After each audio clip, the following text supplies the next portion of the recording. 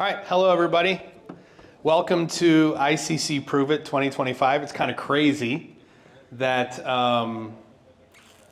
we're doing a Prove It symposium at ICC. It's really kind of nuts, actually. So I'm going to go over is kind of what the plan is for the week and set expectations. If you're not here, it's being recorded. It's going to go up on the YouTube channel in an hour. But I want to talk more philosophically. I'll talk a little bit housekeeping stuff, but philosophically, what the goals are, okay? So number one, if you're a vendor presenting this week, you're presenting to the customer. So you're not presenting to the prospective client, you are presenting to the flexible packaging manufacturer based in Dallas, Texas, and you're going to imagine that the people in the room work in that facility, okay? And so what is the problem you solved? How did you solve it? How many man hours did it take? And how much would it cost? Okay, those of you who did Prove It in February know the drill. But there are gonna be two other questions we're gonna aim to answer, and I may ask them directly, or you can answer them yourselves in your process of your presentation. Fundamentally, what's different about ICC Prove It and our conference Prove It that we did in February, and we'll be doing again in Dallas in February 26, is that all of you have to use Ignition with your own products, this is Colby's idea. So shout out to Colby Clegg for giving me a call and saying, hey, I think we should do this, and let's use Ignition plus their products together. It'd be really valuable to the market, and I totally agree with them. So two questions I think the customer is going to want to know, especially anybody who's doing implementation, is what is a limitation of Ignition? What is something you wish Ignition had that it doesn't have? Sorry, that's me. What is something you wish Ignition had that it doesn't have when you were doing the integration? I wish we would be able to do this thing, or because we couldn't do this thing, we did it this way. Okay, how did you work around it? And then do it the other way around. Our product, one of the things that I learned during this process is that I would change this about our product. Okay, I know that there's a rule in marketing that you're supposed to let your critics point out the flaws, and you should never shine a flashlight on your flaws. That's ridiculous. It's a ridiculous philosophy nowadays in this market. 20 years ago it made sense, today it doesn't, because one of the things that you want to get from the customer, you want to convey to the customer, is that you can be trusted as an expert. You're not a person who sells features and benefits and products. You're selling solutions, and solutions comes from experts. So you have to do good, bad, and ugly. And so I think those two questions will be incredibly valuable to the audience, all right? I do not know what the breakdown is at the show, but I do know it's 1,560-ish people. 1,000 paid, a little over 1,000 paid, and then a bunch of comps and vendors and all that kind of stuff. So my guess is you're probably going to be looking at like 40 to 50% end users at the show. I do know that the vast majority of the people who reached out to me personally or in the Discord about ICC, they want to see AI, obviously. They want to see how you're leveraging artificial intelligence. But I think the big thing is they want to see what you're doing with Ignition 8.3. Like, what was something about Ignition 8.3 that made it possible, the solution you're building that wasn't possible prior to 8.3. So the big announcement here at the show is we don't know what it is. So hopefully there's some big, when Carl speaks Wednesday morning, it'd be really great if we knew what he was actually going to say, so that we could kind of prepare the audience going through. But tomorrow, people's expectations will be one thing, or their mindsets will be one way, and on Wednesday there'll be something different after Carl talks, because obviously he's going to talk about the future of Ignition's platform. So if you are presenting Wednesday or Thursday, I would pay attention to Carl's his keynote, and then I would be prepared to answer any questions from the audience about how does what Carl said change what you did? Okay, so be thinking about that when you see Carl's presentation Wednesday morning. I do not know what he's going to announce. I suspect it's going to be in the AI arena. If I had to guess, I would say that if inductive automation doesn't announce that they're going to be giving you the ability to build your own MCP servers and tools inside of Ignition projects, they're going to have a fucking riot on their hands. Let's just put it that way. Okay, so I fully expect that they're going to say something along those lines Wednesday morning.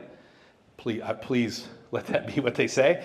And so I would be prepared to be thinking, well, how would I have done this differently if I could build an MCP server inside of Ignition? Or I could have built tools inside of Ignition. Be thinking in those terms. Because you're going to get a lot of questions on Wednesday and Thursday about what Carl talks about Wednesday morning. Okay? All right, so just be prepared for that. For those of you who are presenting tomorrow, you're probably luckier because you can prepare. You're not going to be blindsided. Whoever presents right after the keynote is probably in the worst situation. Who is that Sepasoft? I think it is. Okay, all right. Well, actually, it's probably perfect that it's you, right? It's actually probably perfect that it's you guys. Okay, so because you'll get blindsided the least. Okay, who here is doing anything with OEE? Other than you're not going to talk anything. You guys are doing OEE. Okay. If anybody else is doing anything along the lines of OEE, we were having this conversation earlier. Okay. OEE is flooded in the market, right? It's overused. The term is overused, and so the core four of MES: work order management, scheduling, OEE, and downtime tracking. That's not a value proposition that resonates with anyone. It's just a prerequisite that you have to meet, right? So I want to encourage you, if you're doing anything with OEE, you want to validate that you can accurately calculate OEE, but you also want to comment that OEE is not the end game, it's the entry point, okay?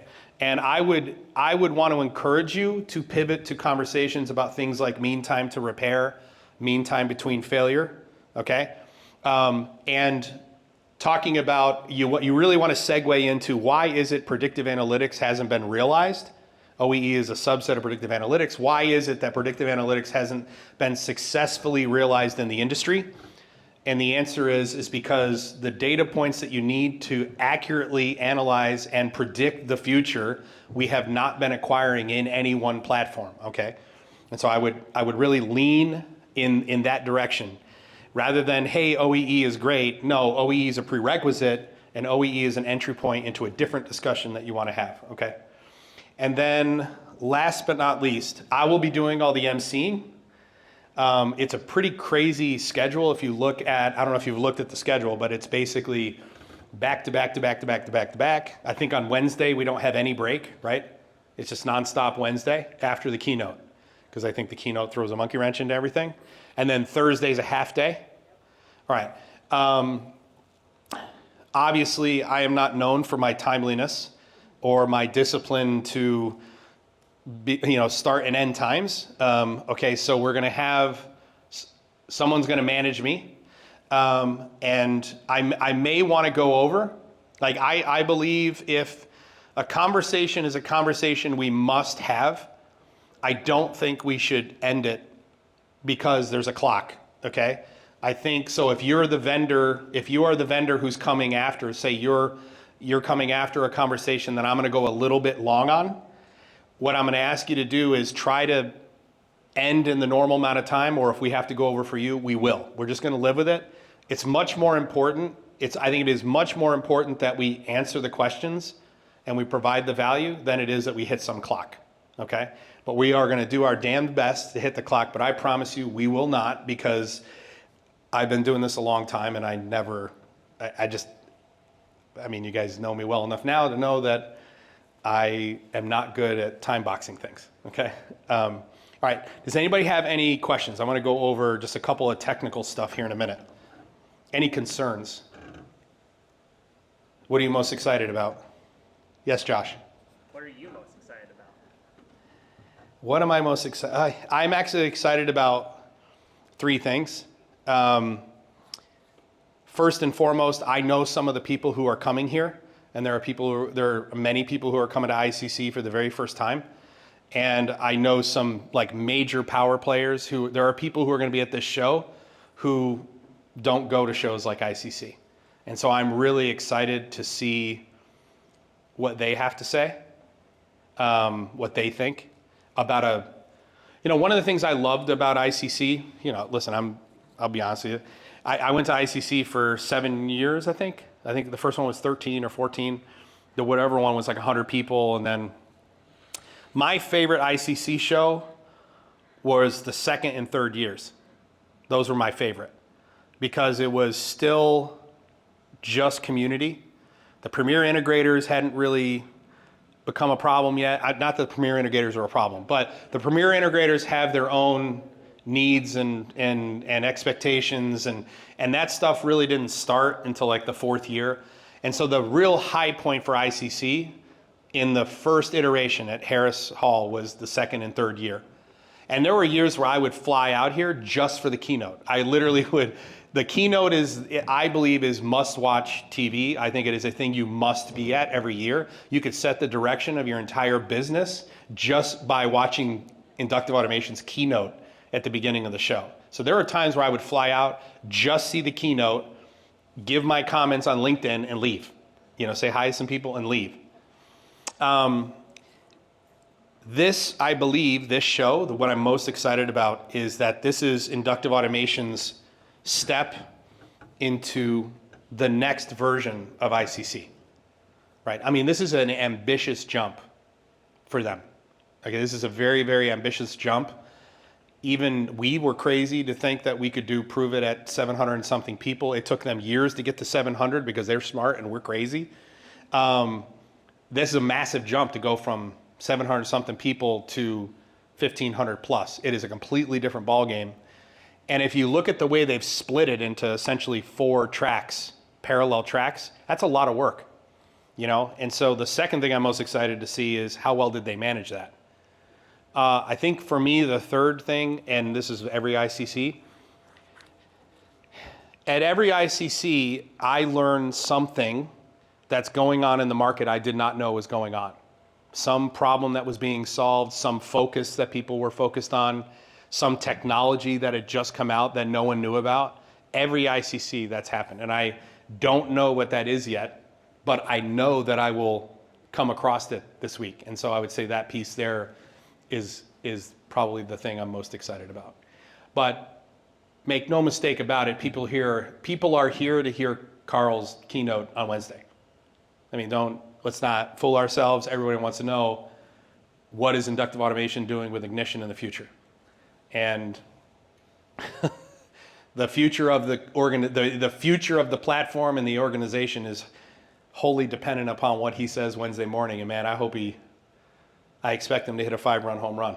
So what's really crazy about the market, this is just some market advice for you guys. A lot of vendors reach out and are asking for guidance. We're blessed with the Industry 4 community. We're kind of plugged into everything that's going on at the same time.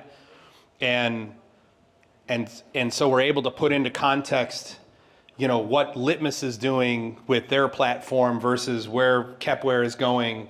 PTC is guiding Kepware versus what Flow software is doing versus what Atante Analytics is doing. We're lucky to, we get to kind of see where the market is going. And we were just talking about this, model context protocol has changed the game, right? I mean, and the fact is that we're all in this place right now where we don't know where we're going. There are many possible paths going forward. For a decade straight, everything was digital transformation. Everything was connect, collect, store, analyze, visualize. Everybody wanted find patterns, report, and solve, and plug into a digital supply chain, but they had to do the first part first. It's no longer connect, collect, store, analyze, visualize.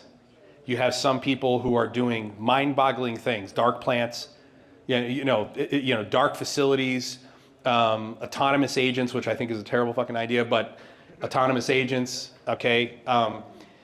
What's really exciting about the market right now, and what I would want to encourage all of you guys to be thinking about in terms of products, is what are we going to be doing with agents?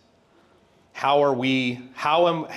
I have software that lands in an operating system, so if I install local software on a machine, I should be thinking, how is the Claude desktop going to be talking to my software, right? And how is it, and what will that Claude desktop be connected to? What are all the other connectors it's going to be connected to? And how can we be selling the art of the possible?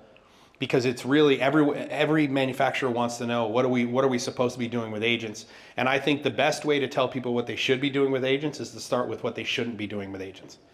Okay, that's a really, really important message, all right? Technically, everything is up and running. Okay, so you guys are gonna either connect to balancer.virtualfactory.online or proveit.virtualfactory.online. ProveIt is resolving to the server rack out there out front, and Balancer is resolving in the cloud, okay?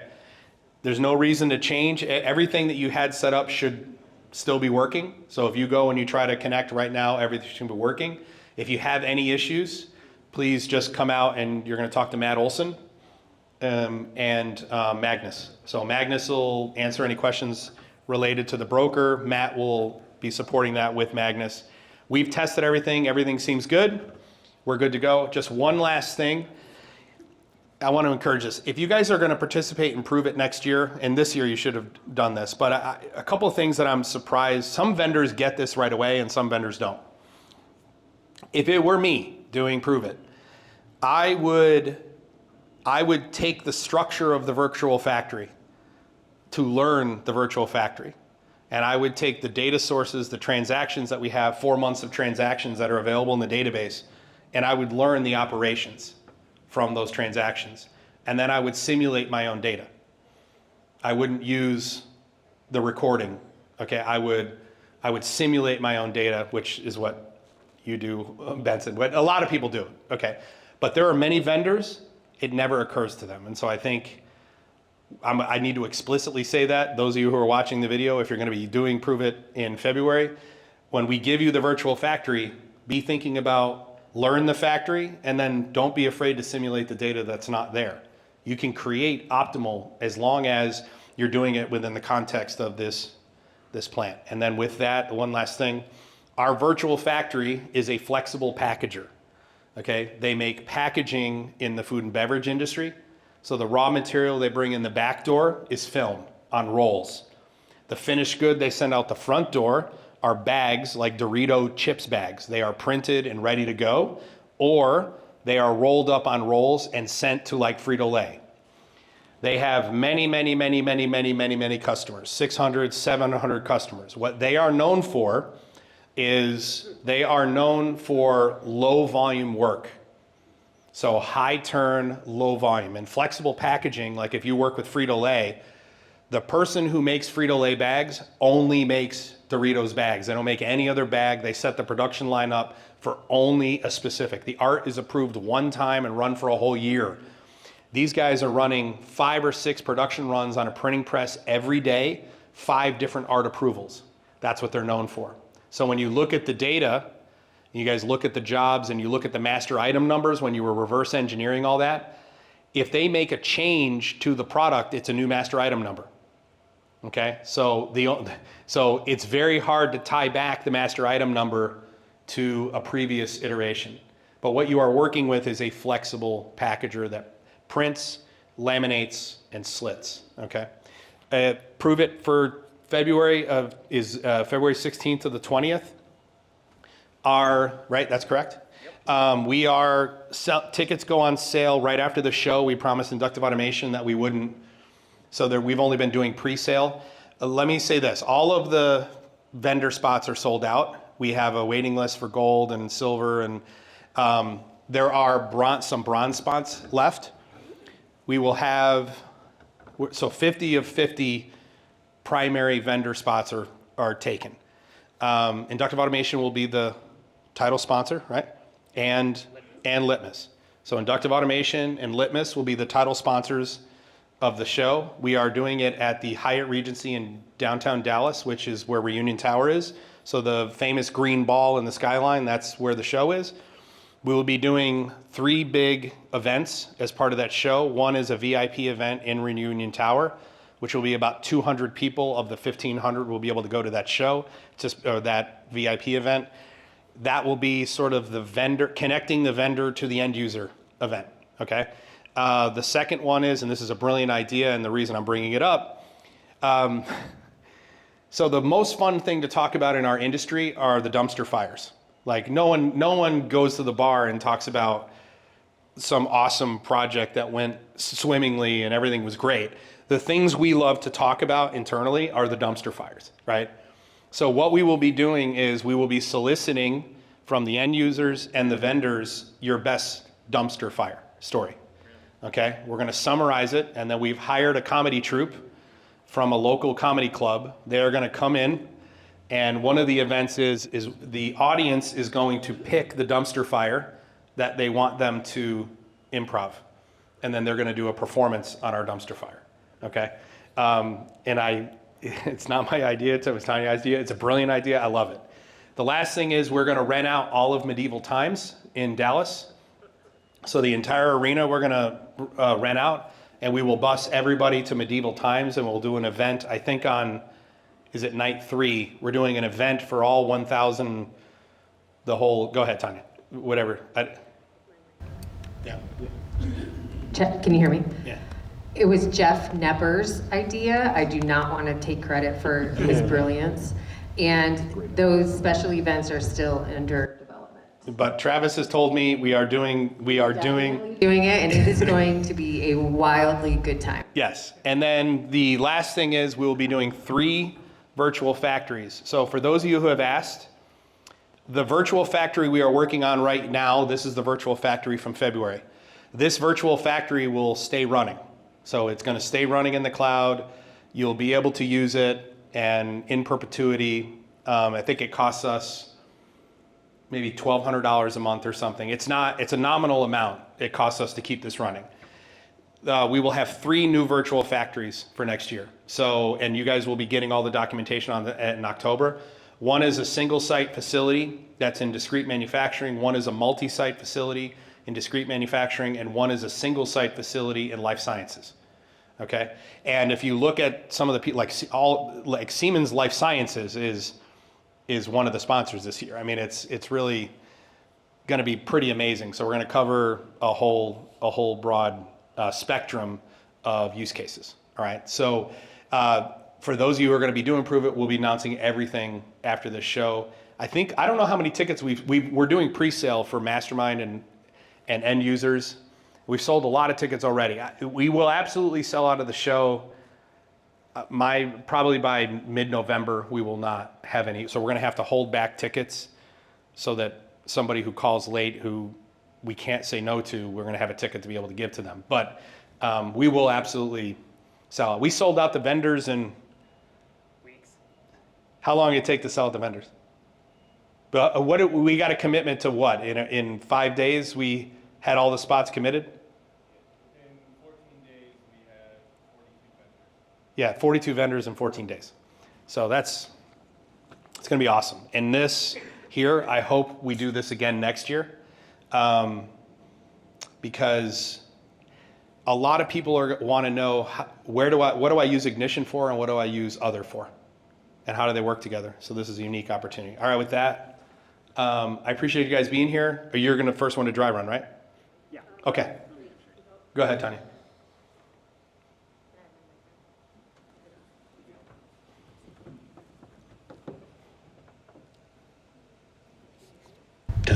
Testing. I think it works now.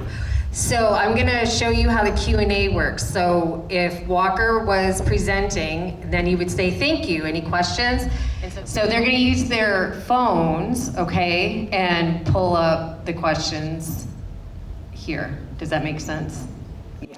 Is this the same one we used? Same platform or a different one? Same idea. Okay.